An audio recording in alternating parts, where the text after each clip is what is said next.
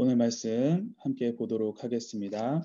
오늘 말씀은 출애굽기 29장 1절부터 9절에 있는 말씀입니다. 저와 함께 교독하시겠습니다.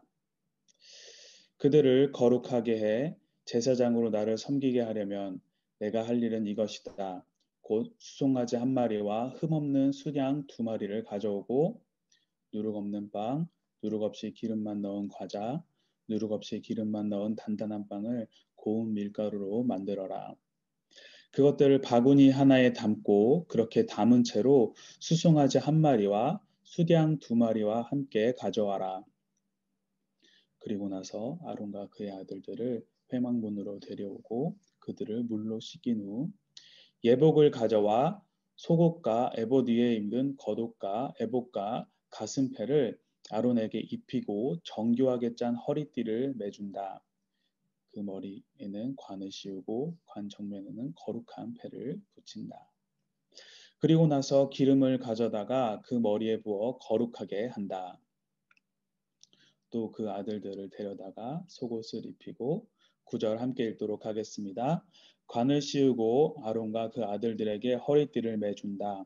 제사장 직분이 그들에게 맡겨진 것은 영원한 규례니 이런 식으로 너는 아론과 그 아들들에게 위임해 주어라. 아멘. 네, 어제 말씀까지 어제 말씀을 통해서 그 예복에 관한 말씀을 이야기를 하였습니다. 그리고 오늘은 성막에서 이제 어제 말씀한 그 예복을 입게 될 제사장들은 어떠한 자들이고 그 제사장들을 위임하는 그 절차에 대해서 오늘 말씀은 이야기를 하고 있습니다. 먼저 예복을 입게 될 제사장들은 어떠한 자들인지 우선 말씀을 통해서 함께 보도록 하겠습니다. 우리 1절 말씀 함께 읽도록 하겠습니다. 그들을 거룩하게 해 제사장으로 나를 섬기게 하려면 내가 할 일은 이것이다. 곧 수송아지 한 마리와 흠없는 수양 두 마리를 가져오고. 아멘. 1절에서 이야기합니다. 제사장은 나를 섬기게 하려면 나를 섬기는 자, 하나님을 섬기는 자가 바로 제사장이다라고 이야기합니다. 여기서 섬긴다라고 하는 것은 봉사라고 생각을 할 수도 있습니다. 하지만 성경 그 전체적인 의미로 본다라고 한다면 섬긴다고 하는 것은 예배를 이야기를 합니다. 하나님께 제사를 지낼 때 하나님께 그 예배를 드리기 위해서 제사장들을 뽑는다라는 것이죠. 하나님께서 이스라엘 백성들을 이집트에서 출애굽시키시면서 그들을 향해서 무엇이라고 하십니까? 바로 이 산에서 예배를 하게 하겠다라고 하나님께서 말씀을 하십니다. 그리고 신약에서 베드로는 뭐라고 하냐니까 왕 같은 사람들, 성도들을 보면서 왕 같은 제사장이다라고 이야기를 합니다. 이 말은 우리는 각각 개인적인 일이 있고 세워지는 곳이 있겠지만 우리의 본업은 무엇이다? 바로 예배자라는 것입니다. 여기서 말하는 예배는 형식적인, 그러니까 겉으로 보았을 때 예배 형식을 따르는 것만을 예배라고 하지 않습니다. 일상에서의 우리들의 삶이 예배다라고 이야기합니다. 그렇기 때문에 우리는 항상 예배자로 살아가야 하는 것이죠. 이 예배자로 살아간다. 이 말은 우리가 내가 어떠한 자인지, 나의 정체성이 무엇인지를 정확하게 알아야 합니다. 예배자로 살아가는 자들이 함께하는 공동체, 어디죠? 교회죠. 이 교회가 착한 일을 하기 위해서, 그리고 세상에 득이 되는 것을 보여주기 위해서 존재하는 것인가? 물론 그 착한 일, 그 세상에 득이 되는 것도 중요하겠지만 그것이 우선이 되어서는 안 됩니다. 예배자들이 모인 공동체인 이 교회는 뭐 하는 곳입니까? 예배자들이 모였으니까 예배하는 곳이어야 되겠죠. 네, 교회다워야 합니다. 하나님을 잘 섬기고 하나님을 예배해야만 합니다. 그렇게 되면 어떻습니까? 자연스럽게 하나님의 사랑으로 우리들이 하나님이 우리를 사랑하신 것처럼 우리 또한 세상을 사랑할 수밖에 없고 세상에 득이 될 수밖에 없다라는 것입니다. 그러니까 무엇이 되니까 우리는 먼저 예배하는 자가 되어야 한다라는 것입니다. 자, 이러한 제사장은 누가 뽑습니까? 사람이 뽑습니까? 아니죠. 사람이 뽑지 않습니다. 여기 지금 1절에서 우리말 성경에서는 그 표현이 빠져 있는데 개역개정에서 보면은 제사장을 위임하여라고 되어 있습니다. 위임. 위임을 받는 것, 위임을 받는다고 하는 것은 어떻습니까? 누군가로부터 위임을 받았으니까 대표성을 가지고 있습니다. 이렇게 백성들의 대표성을 가진 자들을 어떻게 합니까? 거룩하게 한다라고 합니다. 거룩하게 해서 그들로부터 섬김을 받기를 하나님께서 원하시는 것입니다. 여기서 말하는 이 거룩하게 한다라는 이 거룩이란 단어를 자세히 보면은 구별되어서 뭐 어디에 속하게 한다라는 의미를 가지고 있습니다. 구별되게 해서 어디에 속한 자를 속하게 하는 것을 거룩하다라고 이야기를 합니다. 하나님은 제사장을 위임하여서 백성을 대표로 하여서 이스라엘 모든 백성들이 다 거룩하게 돼서 구별되어서 하나님께 속하게 되기를 원한다는 것을 선포하고 계시는 것입니다. 그렇기 때문에 대표한다라는 것을 생각해 보면은 대표자만 중요한 것이 아닙니다. 하나님께 위임을 받아서 대표자가 하나님의 일을 할 때에는 그 대표를 통하여서 모두가 다 하나님 앞에 동일한 하나님의 자녀로서 하나님의 제사장으로 선다라는 것입니다. 하나님은 이렇게 일을 하세요. 이 우리가 일주일에 7일 중에 주님과 함께하지 않는 날이 있습니까? 아니죠. 모두가 다 함께 하십니다. 그렇기 때문에 모두가 다 중요한 날이에요. 하지만 하나님은 7일 중에 하루만 안식일로 지키라고 하셨어요. 이 말은 다른 6일은 우리 마음대로 살아가고 안식일, 주일만 거룩하게 살라고 하는 것인가요? 그것이 아니죠. 7일 모두 다 중요하지만 그 중에 하루를 대표로 위임을 하여서 그 날을 하나님 앞에 거룩한 예배 드리는 날로 정한 것입니다.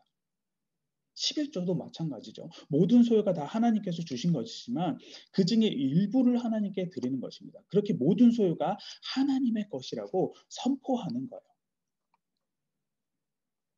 그렇기 때문에 거룩한 삶, 거룩하게 한다라는 것은 나의 삶 모든 것이 다 주님의 것입니다라고 고백하며 살아갈 때에 우리의 삶이 모두가 거룩한 삶을 살아갈 수가 있는 것입니다. 이어지는 1절 후반부에 보면은 이제 이 위임식에 쓸 제물을 1절 후반부부터 이야기를 합니다. 번제를 위해서 필요한 제물 먼저 수송아지 한 마리와 흠없는 수양 두 마리. 수송아지 어린 수송아지죠. 어린 숫소 그리고 흠없는 수양 두 마리입니다. 그때 당시에 가장 가치 있는 제물입니다. 가장 가치 있는 제물. 그리고 소재를 위해서 필요한 것들이 2절에 나오는데 누룩 없는 빵, 그리고 누룩 없이 기름만 넣은 과자, 누룩 없이 기름만 넣은 단단한 빵을 고운 밀가루로 만들라 하십니다. 여기서 말하는 이 소재를 위해서 필요한 재물 세 가지의 공통점은 바로 처음부터 나오는 누룩이 없다, 누룩 없는, 누룩이 없이, 누룩은 없는 것입니다. 왜 하나님께서 누룩 없는 것을 준비하라고 하시는 것일까요? 그것은 바로 누룩은 퍼지는 특징을 가지고 있고 그 순전함과 진실함에 반대되는 것이 바로 누룩이기 때문입니다. 그래서 고린도전서 5장에서는 누룩을 제해라 이는 악하고 해롭다 그러면서 우리의 유월절 양이신 그리스도께서 희생되심으로 우리가 누룩 없는 반죽이 되었다라고 이야기를 합니다. 자, 이렇게 수송아지와 그리고 수장과 그리고 바구니에 담은 이 빵들을 가져오라고 이야기를 하면서 위임식 준비가 이렇게 마치게 됩니다. 자, 이렇게 위임식 준비가 끝나고 나면은 이 위임식의 절차가 그 뒤로 이어지는데 그 첫 번째 총 세 가지 절차로 크게 볼 수가 있는데 그 첫 번째 절차가 시작이 됩니다. 4절 말씀 함께 읽도록 하겠습니다. 그리고 나서 아론과 그의 아들들을 회막 문으로 데려오고 그들을 물로 씻긴 후라고 되어 있습니다. 첫 번째 절차는 회막에 들어가기 전에 그 회막 문 앞에서 물로 씻기는 것입니다. 씻는다, 씻긴다라고 하는 것은 정결하게 한다라는 것이죠. 제사장이 자기 몸도 정결하지 못하면 어떻게 하나님을 섬기겠느냐, 예배할 수 있겠느냐, 그러니 너희는 몸을 항상 정결하게 하라라는 것이죠. 우리들은 예배를 준비하고 예배를 드릴 때에 어떤 정결한 모습으로 정결한 모습을 어떻게 지키면서 주님 앞으로 나오시나요? 물론 뭐 몸을 깨끗하게 하는 것, 네, 그것도 중요하지만 하나님 앞에 나오는 우리들의 마음 또한 중요할 것입니다. 하나님을 바라보는 마음의 자세. 특히 요즘 같은 온라인으로 예배를 드리는 분들이 많으실 때는 어제 김태환 목사님께서도 언급을 하셨지만 예배 드리는 자들의 마음의 자세도 중요할 것입니다. 그들의 마음의 자세, 그 마음 가운데 어, 아픔이나 상처나 분노나 미움을 고스란히 들고 오기보다는 오면서 그것들을 다 주님께 내려놓고 주님께 부어주시는 은혜 받을 마음의 준비를 하고 오는 것 중요하죠. 그래서 물로 씻어서 물로 씻음으로 그 마음의 더러움을 깨끗하게 씻어서 그 깨끗해진 곳에 무엇입니까? 하나님의 말씀을 받을 준비를 하고 우리가 주님 앞으로 나와야 합니다. 그 마음 가운데 어, 걱정과 분노와 뭐 염려와 미움이 가득하다면 어떻습니까? 하나님의 마음을 받아들일 것이 없죠. 오히려 튕겨 나가거나 마음에 그 하나님의 말씀에 대한 오해가 생길 수가 있습니다. 자, 이렇게 물로 깨끗이 씻긴 후에 그 다음 단계는 무엇일까요? 우리 5절과 6절 말씀 함께 읽겠습니다. 에봇을 가져와 속옷과 에봇 안에 받쳐 입은 겉옷과 에봇과 가슴패를 아론에게 입히고 정교하게 짠 허리띠를 매준다. 그 머리에는 관을 씌우고 관 정면에 거룩한 패를 붙인다. 자, 씻는 것이 그 정결함을 의미했다라면 그 다음으로 이어지는 예봇을 입히는 것, 이것은 하나님의 위엄을 의미를 합니다. 네, 어저께 함께 보셨던 그림을 잠깐 함께 보도록 하겠습니다. 네, 그림이 보이시나요? 네. 자, 제사장의 옷을 보면은 자, 겉옷이 있습니다. 그리고 그 위에 에봇을 입고 에봇 위에 흉패, 그 가슴 바지가 있죠. 그리고 그 가슴 바지 위에는 12지파를 상징하는 12개 보석이 달려 있습니다. 그리고 어깨에 견장, 그 멜빵에는 무엇이 써 있는가? 12지파의 이름이 쓰여져 있습니다. 이 12지파를 즉 어깨에 메고 앞에 그 12지파의 영광을 가슴에 깔고 그다음에 머리에는 관을 쓰고 그다음에 패를 붙이고 제사장이 이제 성으로 들어가게 되는 것이죠.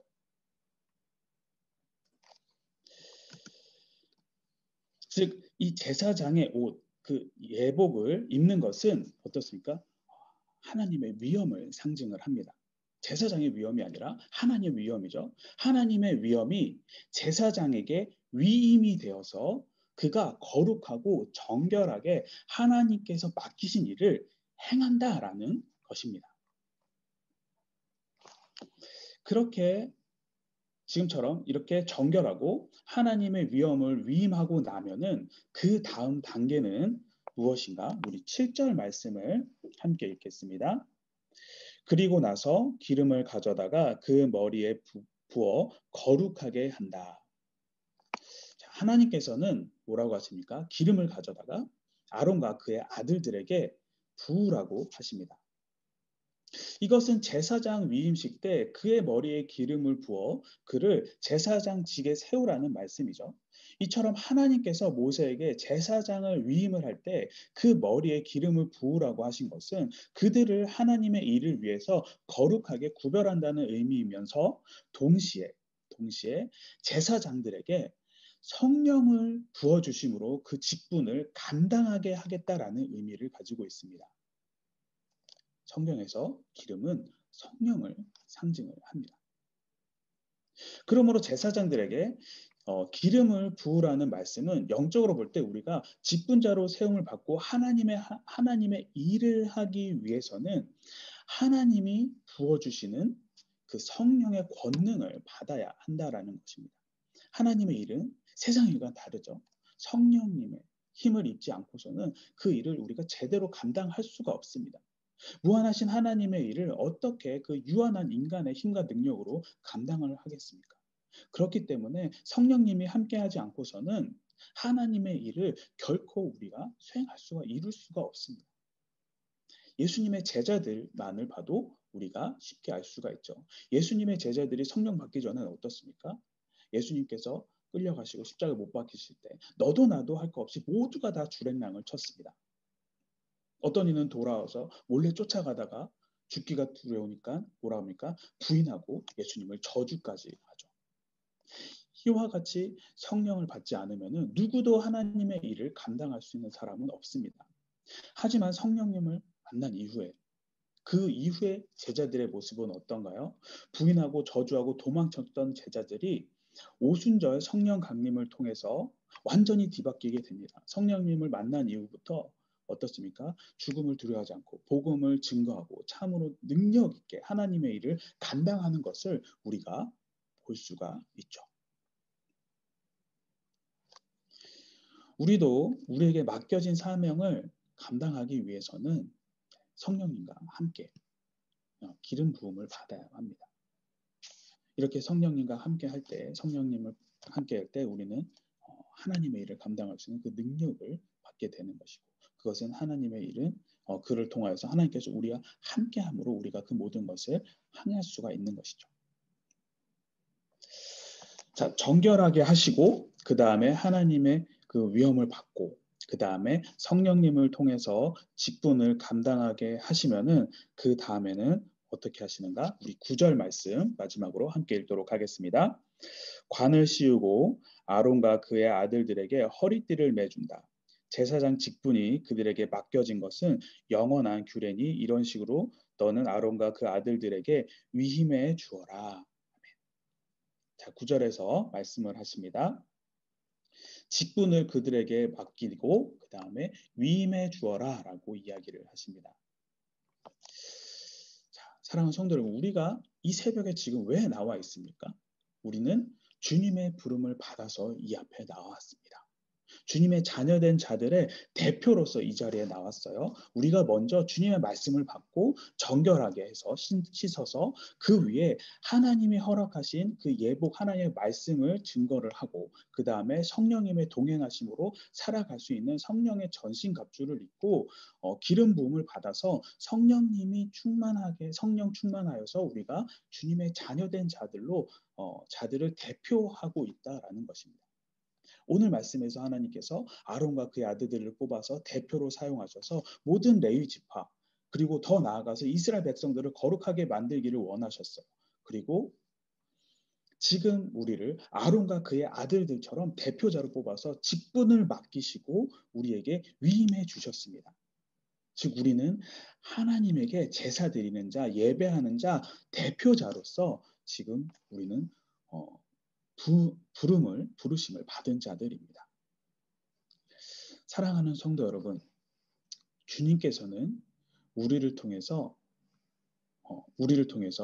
우리의 예배를 받기를 원하시고 말씀 전하기를 원하시고 찬양 받기를 원하십니다. 그 말씀과 언약과 찬양이 그 성취되는 자리에 우리가 있기를 원하세요. 주님의 제사장으로 위임을 받아 섬기는 자리에 우리가 서 있기를 바라십니다. 언제나 주님의 제사장, 예배자, 대표자로 위임받아서 사는 저와 여러분들이 되기를 주님의 이름으로 간절히 소망합니다. 오늘 말씀을 가지고 지금 이 시간 우리 함께 기도하도록 하겠습니다. 첫 번째, 제사장의 위임식에서처럼 하나님 앞에 구별되고 속함을 받은 자로서 예배자로서 이 땅 가운데 살아가게 하여 주시옵소서. 그리고 두 번째, 주님을 향한 우리의 마음이 예배자의 모습으로 언제나 정결하게 하여 주시고 바른 예복을 입고 주님을 높이는 자가 되게 하여 주시옵소서. 그리고 세 번째, 기름 부음 받은 자 되어서 우리의 마음과 능력이 아닌 성령님의 인도하심을 따라서 예배하는 자가 되게 하여 주시옵소서. 이 세 가지 기도 제목을 가지고 지금 이 시간 우리 함께 기도하도록 하겠습니다.